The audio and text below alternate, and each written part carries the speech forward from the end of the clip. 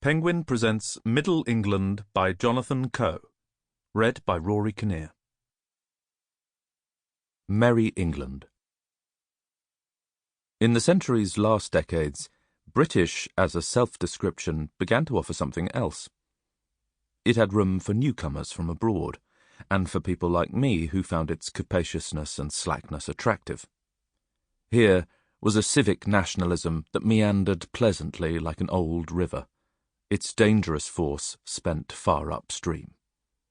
Ian Jack, Guardian, 22nd of October 2016. 1. April 2010. The funeral was over. The reception was starting to fizzle out. Benjamin decided it was time to go. Dad, he said, I think I'm going to make a move. Good, said Colin. I'll come with you. They headed for the door and managed to escape without saying any goodbyes. The village street was deserted, silent in the late sunshine. We shouldn't really just leave like this, said Benjamin, glancing back towards the pub doubtfully. Why not? I've spoken to everyone I want to. Come on, take me to the car. Benjamin allowed his father to hold him by the arm in a faltering grip. He was steadier on his feet that way. With indescribable slowness, they began to shuffle along the street towards the pub car park. I don't want to go home, said Colin. I can't face it without her. Take me to your place. Sure, said Benjamin, even as his heart plummeted. The vision he had been promising himself, solitude, meditation, a cold glass of cider at the old wrought-iron table, the murmur of the river as it rippled by on its timeless course, disappeared, spiralled away into the afternoon sky. Never mind. His duty today was to his father. Would you like to stay the night? Yes, I would, said Colin, but he didn't say thank you. He rarely did these days. The traffic was heavy, and the drive to Benjamin's house took almost an hour and a half.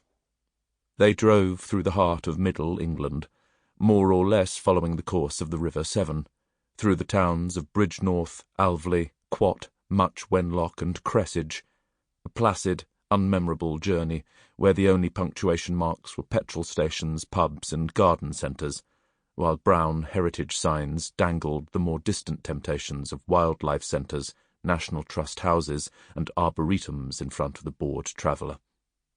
The entrance to each village was marked not only by the sign announcing its name, but by a flashing reminder of the speed at which Benjamin was driving, and a warning notice telling him to slow down.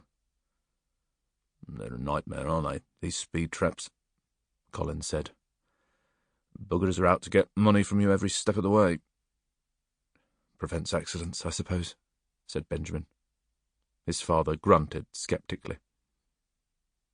Benjamin turned on the radio, tuned as usual to Radio 3. He was in luck.